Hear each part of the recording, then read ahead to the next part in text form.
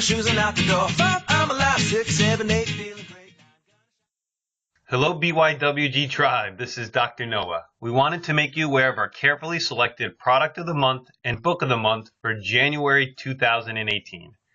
Keep in mind all the links and discount codes for the book and products will be listed in the show notes in iTunes and on our website at www.beyondyourwildestgenes.com at the Listen Now tab. Our Book of the Month is Beyond the Mat. Achieve focus, presence, and enlightened leadership through the principles and practice of yoga by Julie Rosenberg, MD. Our product of the month is Swannies, our favorite and most stylish blue light blocking glasses for better sleep. Both Julie Rosenberg, discussing her book, and James Swanwick, discussing better sleep, can be heard on the Beyond Your Wildest Genes podcast archives. Buddy, welcome back to the Beyond Your Wildest Genes podcast. I am your co-host today, Dr. Mike Akinfora, and I'm thrilled to have with me Dr. Mona Morstein. Mona, how are you? Hi, I'm fine. Thanks for having me, Mike. It is so great to be able to talk to you. Dr. Morstein wrote a fantastic book, and she's going to talk about it today, and I'm just loving that I get to share it with you guys. The name of the book is Master Your Diabetes, a comprehensive integrative approach for both type 1 and type 2 diabetes. It's by Chelsea Green Publishing, and it came out a little while ago, very shortly. So we're going to get into this, and I'm going to read Dr. Morstein's bio. Dr. Mona Morstein is a naturopathic physician with a medical practice focused in integrative diabetes treatment. Her clinic, Arizona Integrative Medical Solutions, is located in Tempe, Arizona, where she sees patients of all ages and genders for acute and chronic conditions. An expert on prediabetes and diabetes, she's a frequent lecturer at conferences and webinars and is the founder and executive director of the Low Carb Diabetes Association. Dr. Morstein is also a member of the Arizona Diabetes Coalition. Her book, as I mentioned earlier, is The Master Your Diabetes, a comprehensive integrative approach for both type 1 and type 2 diabetes. Dr. Mona, welcome to the show. Thank you. Thank you very much. So the first question we ask folks is, tell us your journey. How did you get here? How did you come up with writing a book? What got you into practice? And don't leave any of the good details out. Well, I think a lot of physicians who get into naturopathic or integrative care, a lot of us were ill ourselves at some point, and it was a change in our diet or a homeopathic remedy or botanicals that enabled us to return to health and got us in that mindset of using integrative care as not just for our own health, but also as a way to help other people also return to health. And so as I got into diabetes because I was a very new physician in private practice in Montana. And to be honest, I actually missed my first acute onset type 2 diabetic patient.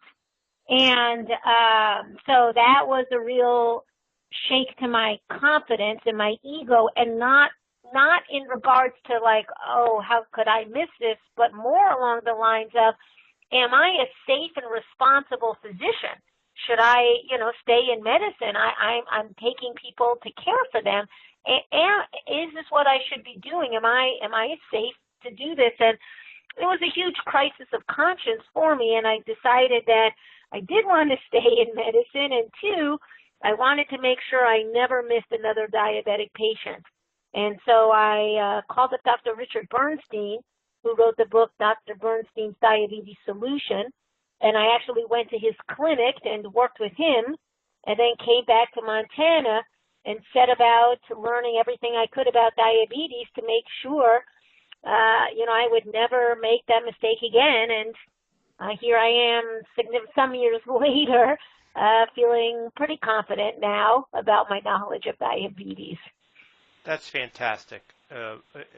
And I appreciate you taking the time to talk about this with our audience. And so I really just want to start in the beginning. Tell folks, diabetes right now is an epidemic. How big of a problem is this? It's huge, and it's huge in America, and it's huge globally. You know, right now the statistics are about 30 million people with diabetes and about 90 million, people with pre-diabetes, which really right now, 1 out of every 3 people in America has pre-diabetes or diabetes, pretty much. Dr. Mona, say that. Hold on. Say that again. Yeah. Say that again. If we say, if we're saying there's about 110 to 120 million people that either have pre-diabetes or diabetes in the U.S., that winds up being 1 out of every 3. Wow. For seniors, for those 65 and above, 1 out of every 4 is a diabetic patient. Wow.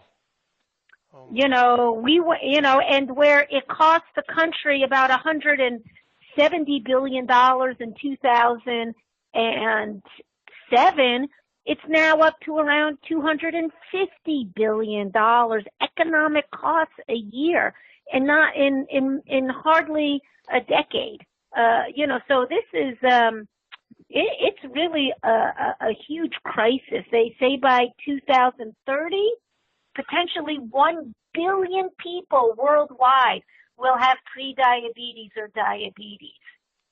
So it is an epidemic, and not just for health, but of course certainly for health, but also for economies. How can affording to deal with people, especially if they're taking on just conventional care, which unfortunately has a bad track record for controlling diabetes and preventing complications. So, it's a dour future if we just maintain what we're doing.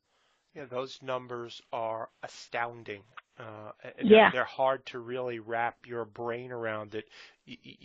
170 billion with a B per year.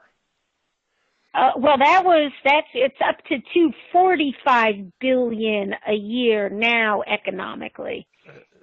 In the last records that they did, wow, which was around 2012 or 13. Yep. Yeah. Wow. All right. So, in your book, you bring up the 8 Essentials plan. Could you describe what that is? Well, we're talking about, ways to help prevent and then help to treat all the, diabetes, and looking at what are etiological reasons that people are developing this condition. And so what we look at through science is the 8 Essentials treatment protocol relies on a low carb, whole foods diet, because, if we have a 1-sentence definition of diabetes, Mike, it said these people have lost the metabolic capacity to process carbohydrates. Whether they don't make enough insulin, which is what we see in type 1, or they make insulin, but their body cells don't respond to it, that plays out that carbohydrates are poorly managed and will raise their blood sugar. And then when they get into body cells, they'll cause disease. So we need to then start off with a low-carb, whole foods diet. So that's the first essential. The second is exercise. And there's really several different ways that we mean exercise, both aerobic and then resistance, and then making sure people do agility and flexibility and balance. And then the last is just not sitting around all the time, parking your car further and walking, and just daily activities of not sitting down. The third essential is sleep. And sleep it's amazing how vital sleep is to to maintain your, get an appetite, to not crave carbs, to not gain weight, to not develop cardiovascular disease. It's so important. And Americans can have really terrible sleep hygiene and bad sleep as a whole. The fourth is stress management. And stress management is an arrow that goes both ways, because stress, poorly managed stress, can raise the blood sugar and cause emotional eating and different factors that can either lead to or aggravate diabetes. But diabetes itself is a very stressful condition that can, lead people to feeling more stressed. So we have to work on that with patients. The fifth essential is healing the gut and the microbiome, because what's going on in the gut has so much to say about how the systemic body is reacting in so many different ways, including diabetes.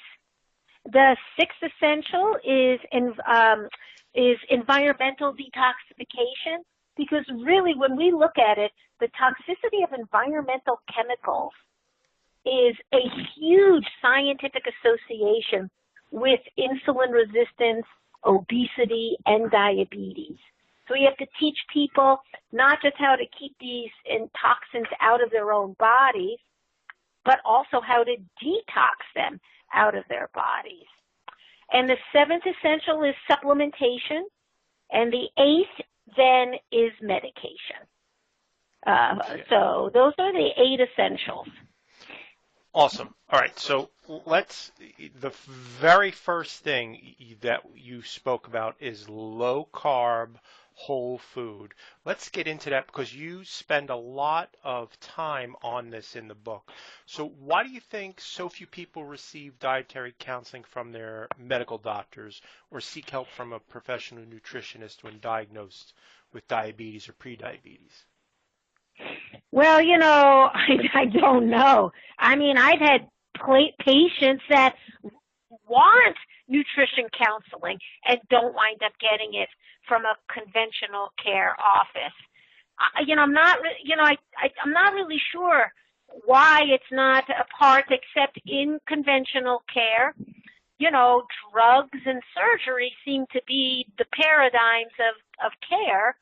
And not so much, nutrition, and certainly not supplementation and so forth.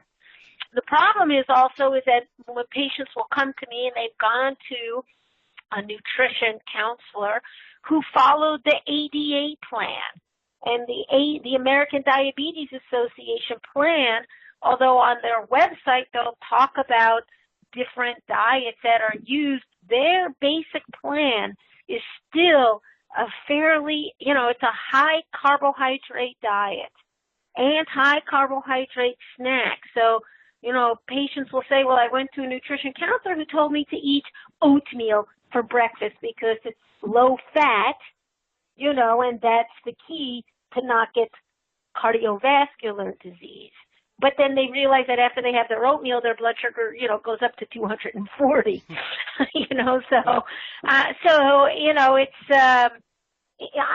I can't speak for why conventional care, is not embracing what science is clearly showing, the foundational diet for people who cannot process carbohydrates metabolically in their body well. But it is something that is still along the lines of mostly being found in physicians who look at things outside the box a little, and naturopathic or integrative. And also, I think one other thing is that our practices are set up to spend a lot more time with patients than conventional care. So, my first office visit, for example, is an hour and a half.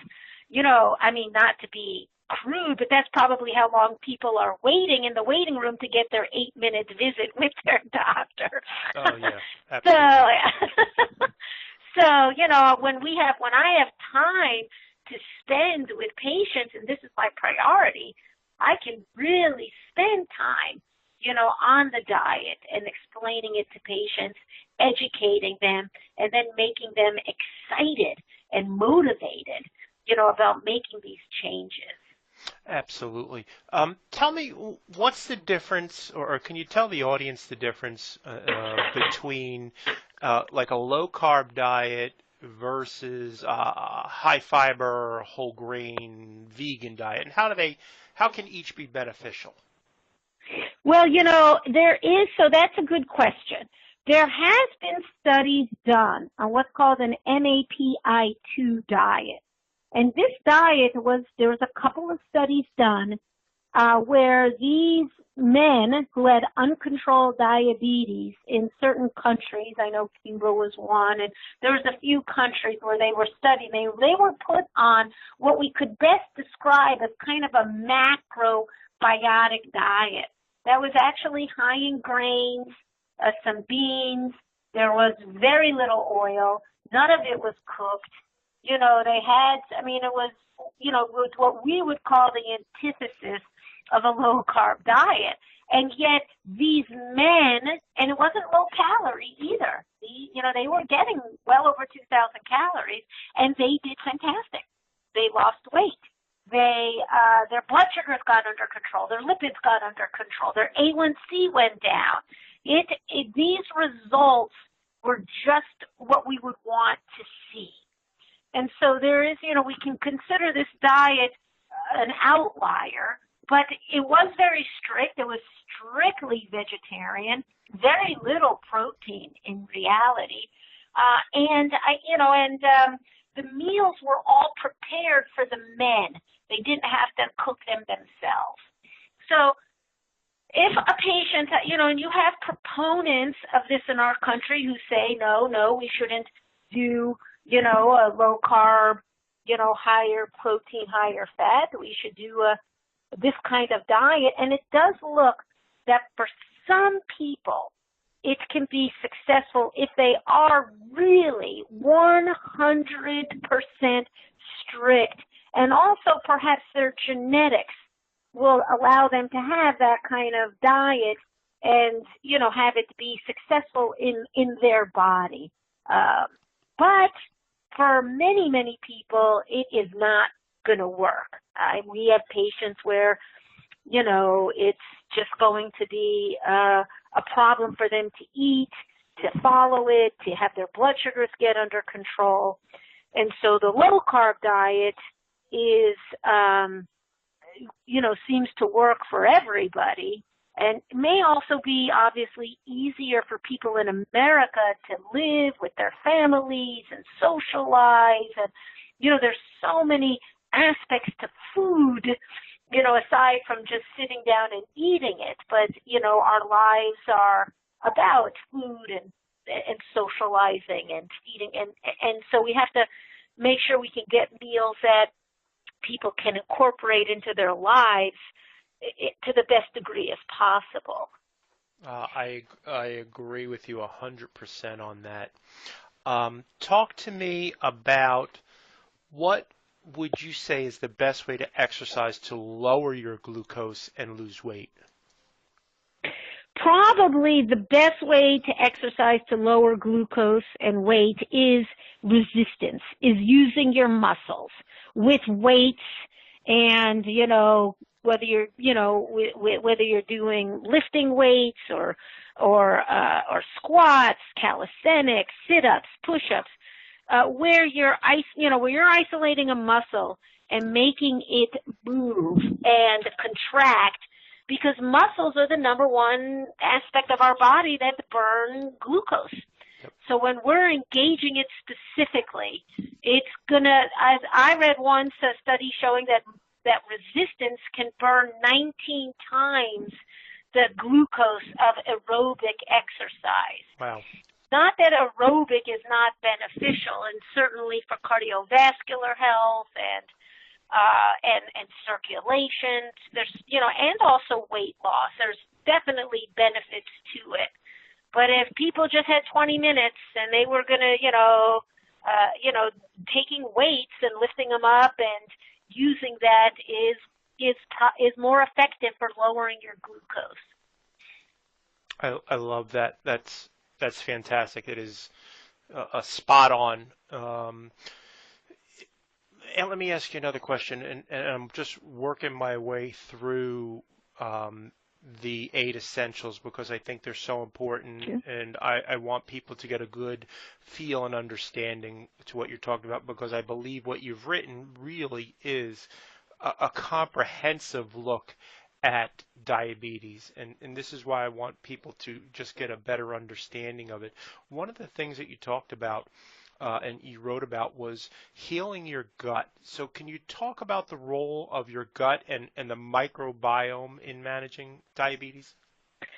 Yeah. Now, the gut plays into both type 1, the autoimmune diabetes that we see in young kids, in our pediatric population, but also later in adults, and type 2, the insulin resistant, generally abdominally overweight, patients, even though there are some lean ones as well. So they did studies. They can pick up antibodies showing risk of developing type 1 diabetes before the child actually really, as we would, comes down with it. And those kids with the elevated antibodies, oftentimes they have what's called a leaky gut, or intestinal permeability, with the concern that as a result of that, certain enteroviruses, Coxsackie B viruses, actually go through this leaky gut and go to the pancreas and cause damage and initiate a type 1 situation. So, even for kids, looking at the gut is important, or for type 1 adults. For type 2, the gut is fascinating. The microbiome is a collection of bacteria and viruses and kind of old cells called archive that make up our gut. And we have many more bacteria in our intestine. Then we have cells making up the rest of our body. And if these get out of balance, they can do a lot of problematic things. They can cause us to absorb too many calories from our food, which sounds weird. But if you're eating an apple, which is, say, 60 calories, your body really maybe only needs 30 from them. And that's all it absorbs.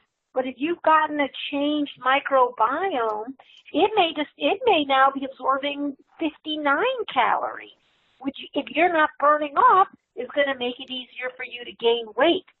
They can also decrease the amount of nutrients made and absorbed. They can decrease the amount of antioxidants made and absorbed. They can produce inflammation chemicals that go into the body, go to the cells, and make them insulin resistant. This can all be coming from the gastrointestinal microbiome, and most of us have a screwed up microbiome because we've had antibiotics and we ate foods that had genetic modified organisms in them, and we had food poisoning, and we take, do you know every time you take what we call an NSAID, such as ibuprofen or aspirin or naproxen, it causes leaky gut and inflammation within a half hour of taking it. And people pop these daily as safe because you got a little sore shoulder, a little sore knee, and, we eat badly, we drink badly. There are many reasons our guts are not really healthy. And that can go systemically. It can even help make us more anxious or depressed, which we may treat by having this little snack or that little, sugary thing. It's amazing how the whole body is connected. And sometimes we don't even know what's driving us in certain ways. Wow. That people, you need to re-listen to that. Really important information. Thank you for that. So talk to me about why sleep is so important in regulating your blood sugar. They did, our government did this study, a national health study that showed for people who got less than 5 hours of sleep a night, they had, and this is almost unbelievable, a 235% increased risk of becoming obese. Wow. As you know, it's amazing to think about. I mean, that's not like just a 10% increase risk. That's 235%. That's a lot. And so what we know about sleep is that if we're not getting good, replenishing, nourishing sleep, it changes certain hormones.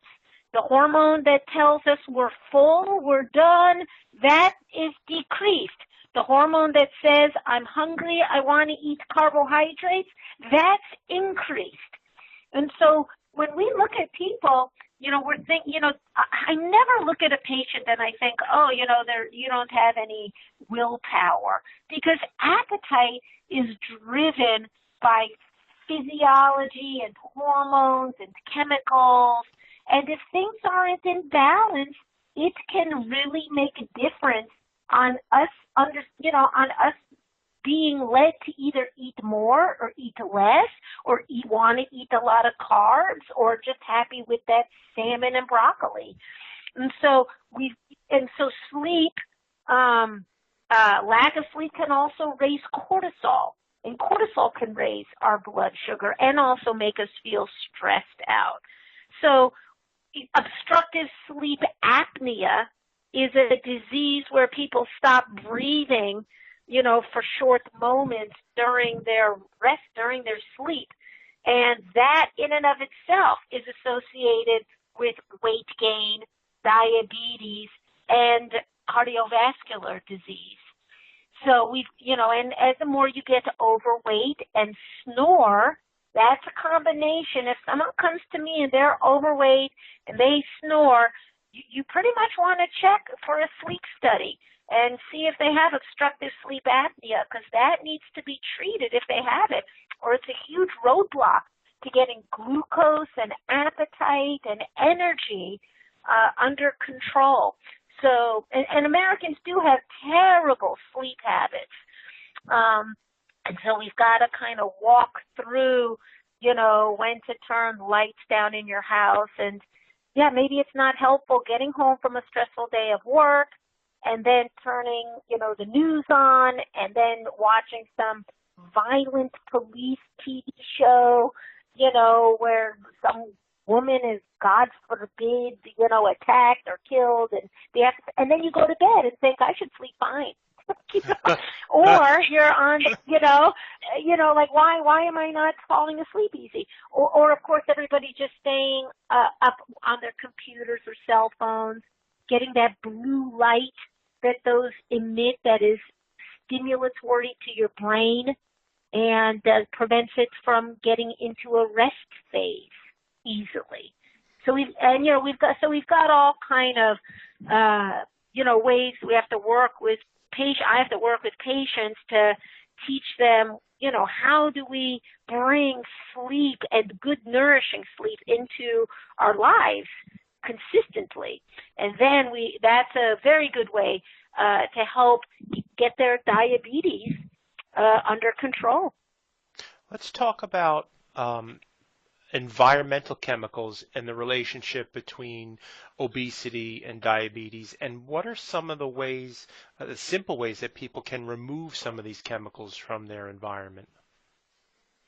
Yeah, environmental chemicals scientifically are so much more, are so associated now with both becoming overweight and insulin resistance and diabetic. In fact, the World Health Organization, not some shoddy, organization, they even write that arsenic, lead, these can cause type 2 diabetes.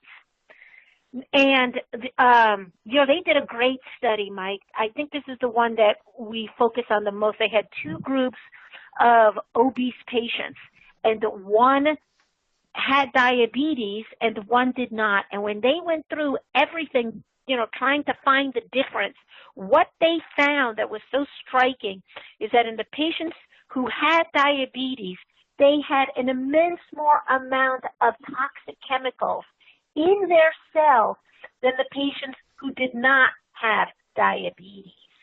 And we're seeing that these persistent organic pollutants actually damage the pancreas. They cause the cells to become insulin resistant and are now being termed obesogens and diabetogens,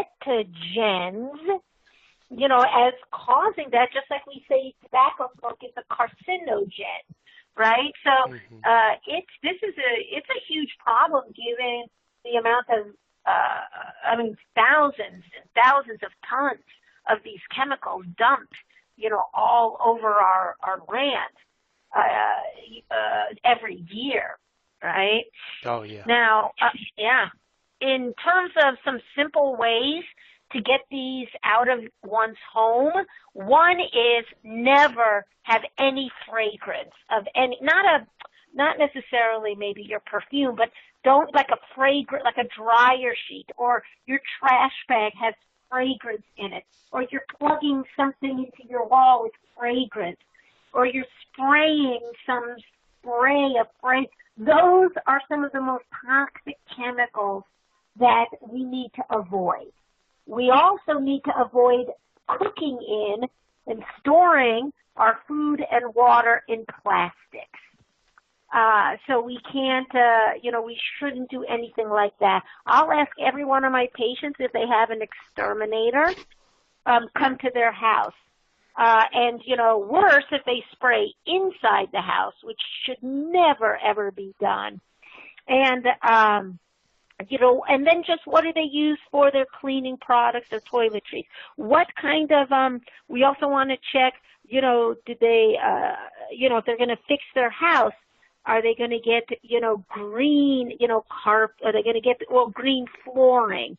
Or are they going to get paint with no VOCs? All these ways that chemicals get into our body, as well as, of course, the most obviously, trying to fit as much organic food into one's, food budget.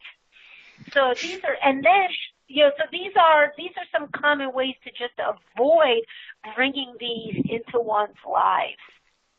Wonderful. Dr. Mona, I'm really cognizant of your time. Do you have time for a couple more questions? Absolutely. Thank you. Wonderful. So how does, and this is a big one, along with sleep, I think these are really key to addressing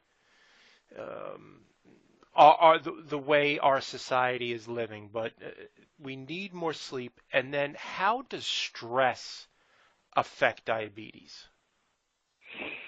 Well, stress actually, I will say this, when they did a good study where they did stress management with people with diabetes, and they were able to lower their A1c. Now, the A1c is a blood work that is used to measure in the last 3 months how well was your blood sugar managed.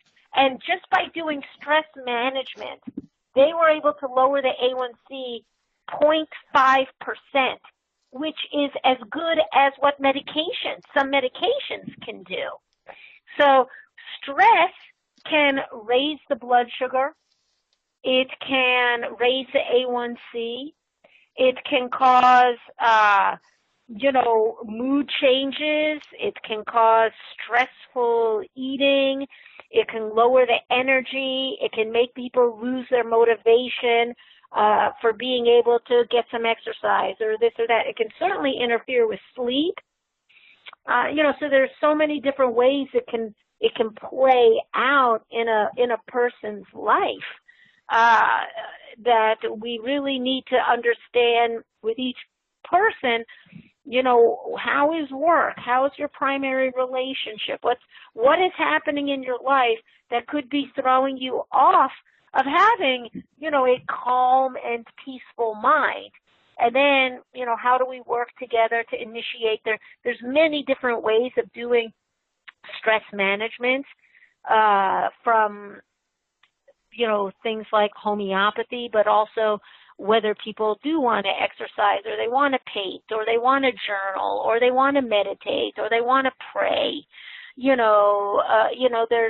just need to work within each individual and find the best ways that stress management will work for them and that they can incorporate into their lives to reset their mind, and not have and not have stress be this constant negative existence they have in their life. And also, the good thing is when we put them on the low carb diet and we get them extra this and we do supplementation, when we initiate the 8 essentials, their blood sugars and their control gets so much better that a lot of the diabetes stress, it's very stressful if you're going to a doctor and he says your A1c is 8.0, which is a bad, out of control, one, which is going to develop some complications. And, you're doing what they said and eating that oatmeal, and, why isn't it working?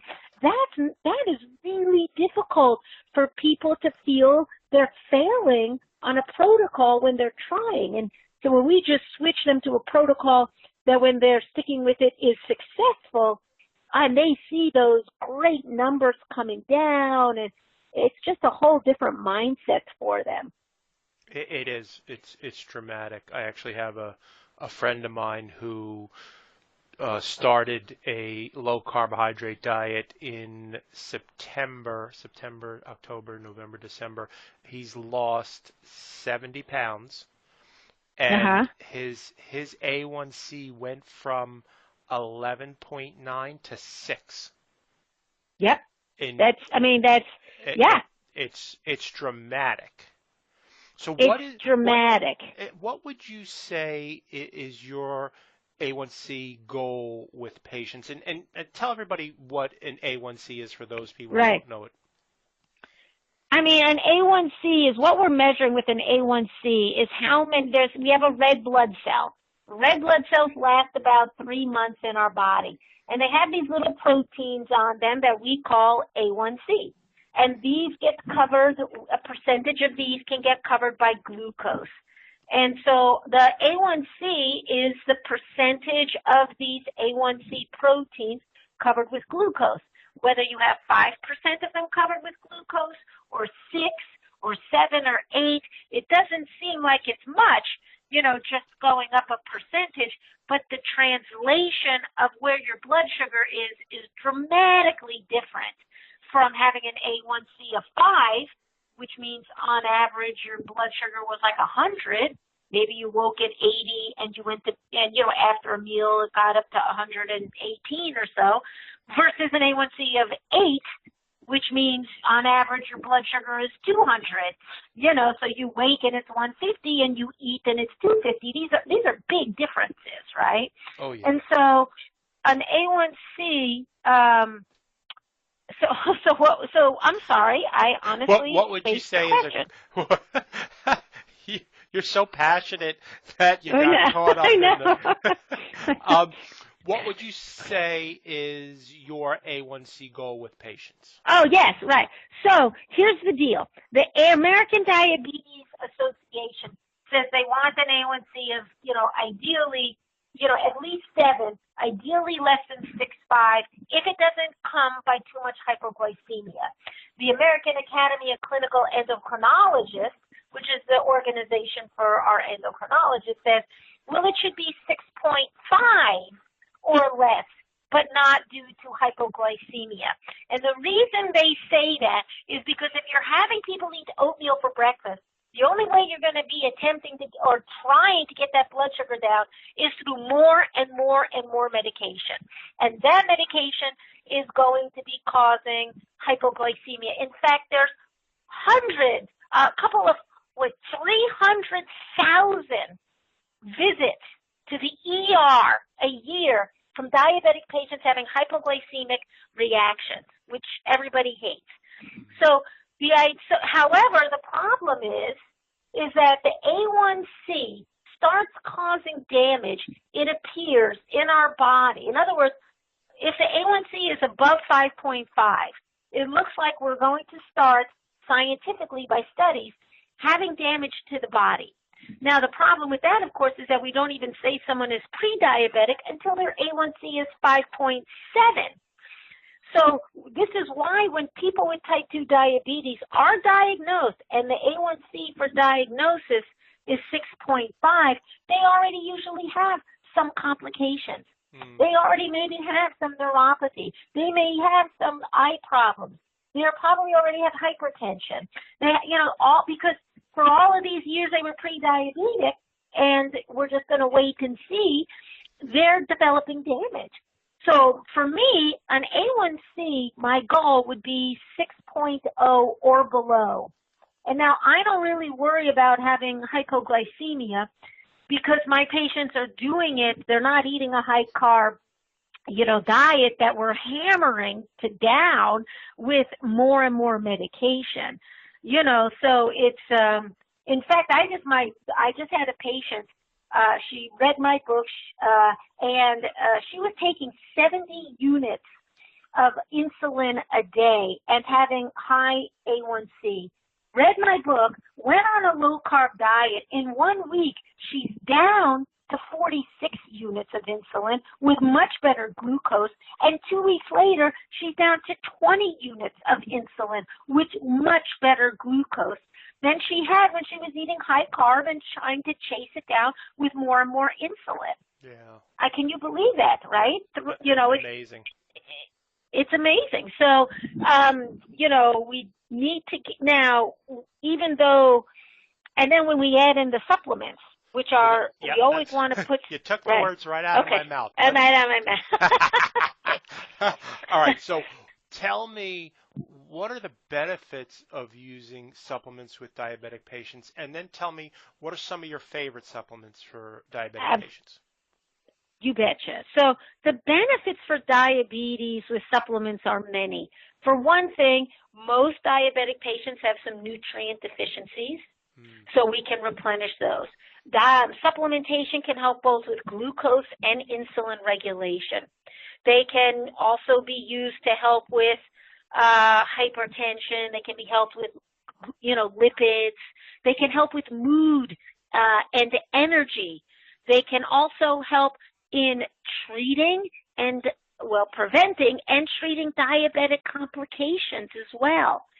And they are very, very strong antioxidants. And diabetic damage happens when glucose is too high. And this glucose will get into four main cells or areas of our body, which are our eyes, our kidneys, our nerves, and the lining of our blood vessels. And this is because those are the cells that they don't get insulin resistant. And so if your blood sugar is 300, it's 300 in your eyes. It's 300 in your kidneys. And so these are the four areas where we develop diabetic complications. But it happens through oxidative damage.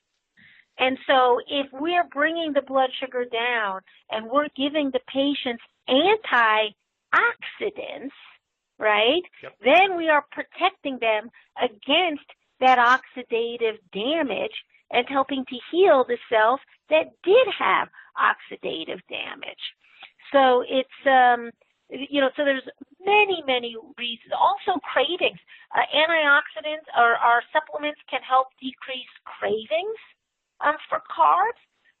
One herb, Gymnema sylvestre, which is one of my favorite ones, has been shown to help, it looks like, regenerate some pancreatic beta cells. So there's a huge amount of good scientific literature with using these supplements. Now, my favorite ones, I think all diabetic patients should be on a very good multiple, not like a one a day, and also on a good amount of fish oils. I also then, I don't know, for diabetes, I have a proprietary product. I don't know if you want me to mention it or not. I don't want to overstep my bounds, but, go right ahead. definitely. Oh, What do you got? okay. So Shoot. there's I have a product called Diamend, Diamend from Priority One Supplements. Okay. That is I created because we need to have supplements at therapeutic dosing that do what we want them to do. And so but if people are just going to be, just getting this or that, we do a little extra zinc and chromium and vanadium. These are the minerals that are key for helping to produce insulin and have our cells react to it.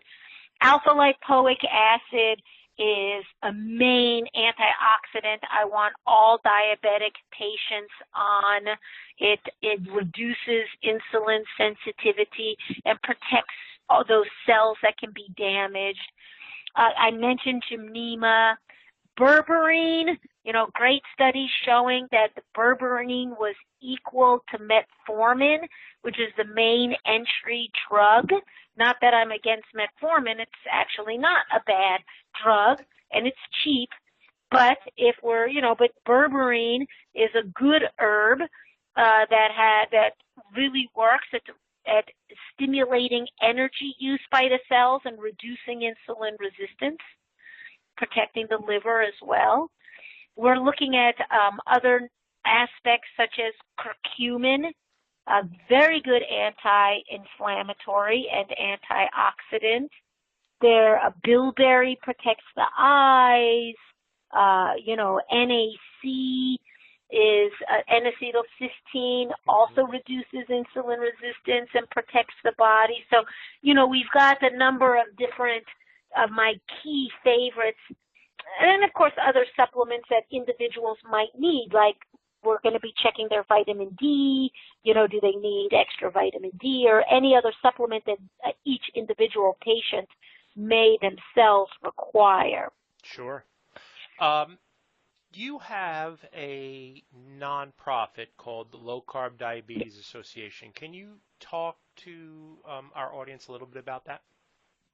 Sure. I and another doc or two got a little frustrated with the American Diabetes Association and decided to form the Low Carb Diabetes Association at lowcarbdiabetes.org. And, it's an education nonprofit where we're trying to disseminate information on using integrative medicine, the 8 essentials, to people with prediabetes and diabetes. And, it's a kind of a new, it's new. We've got some videos up there and interviews, and we send out a newsletter, and we're hoping one day we get a little more sponsorship and can start putting on, more projects such as education days or conferences or so forth. So we have a lot of plans, but are just kind of starting out. But it's a nice website. There's a forum where people can chat with themselves, and we hope over time it grows into its own entity. Wonderful. Dr. Mona, I am so thankful that you've been on the show today.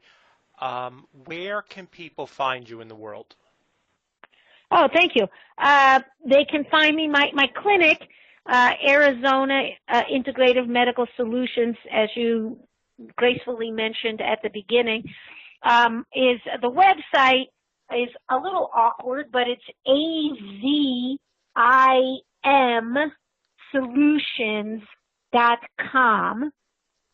In Tempe, we're in Tempe, Arizona, azimsolutions.com, I guess is the best way.